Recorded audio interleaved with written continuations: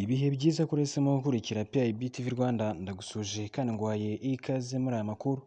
Aha ni mu gihugu cya Kenya aho ubwoba bukomeje kuba bwinshi, benshi bakomeje gutitira, abandi bazi yuko iherezo rya byose byaje, abandi bari bazi yuko uyu mwaka utazabasiga.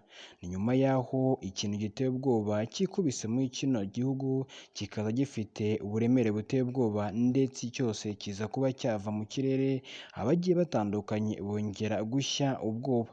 Ibi ni ibiki banyarwanda banyarwandakazi? Ibi ni cyo byongeye kumvikana mu gihugu cy'abaturanyi cya Kenya.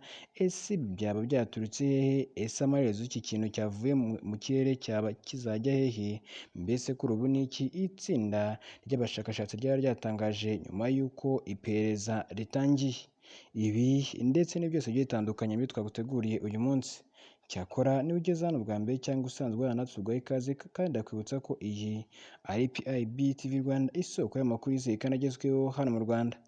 Reba handitse ijambo subscribe cyangwa sabone uha kandi ubundi tujye tubana uko bukeye n'uko bwije. Reka twanzike amakuru yacu.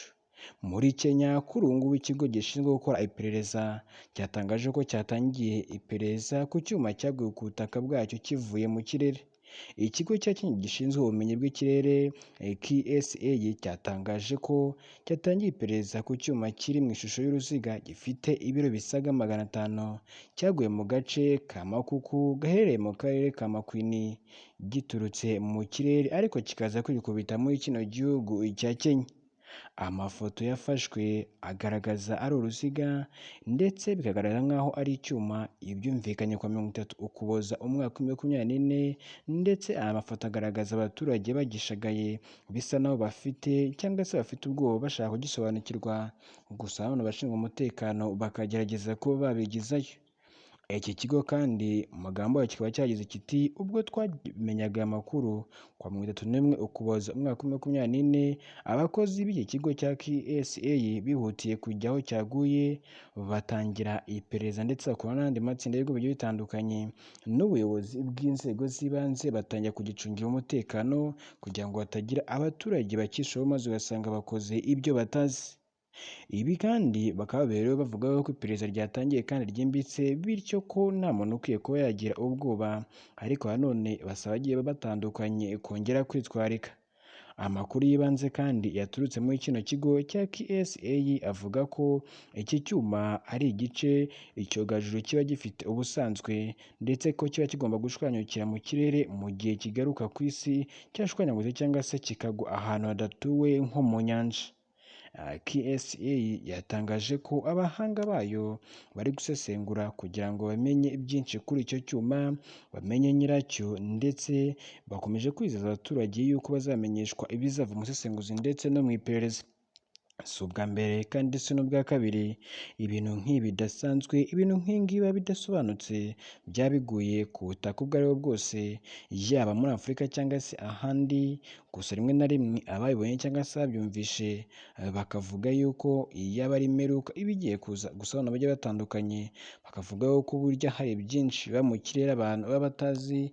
Icyakora icyo benshi bakomeje gushimira Imana ni uko iki cyuma nta muntu n'umwe kigeze gihitana.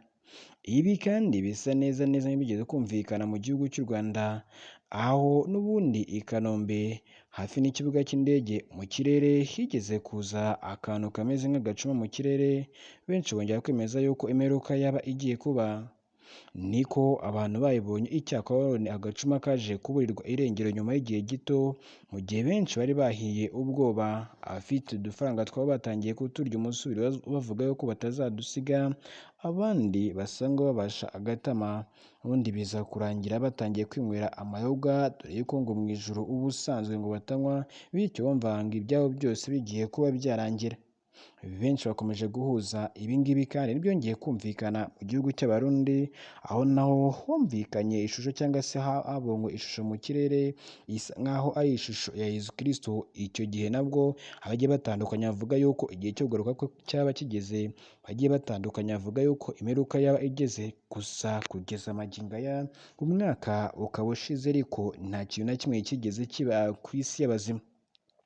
Benshi bakomeje kwibaza ku byaba bigiye gukurikira muri Kenya ndetse aho bizakomereza, mu gihe kandi kuri ubu ngubu bagiye batandukanye bakomeje kwibaza uko iherezo ry'icyuma bizarangira. Ni nawe kandi dusoreje aya makuru ariko nanone tukaba tucyakurikirana kugira ngo tumenye byinshi ku by'icyuma cyongeye kugwa ku butaka bwa Kenya, benshi bakongera kugira ubwoba, bagiye batandukanye bongera gutangira umwaka badatekanye. Turabashimiye mukomeze kugira byiza kandi muri byose Imana ibarinde.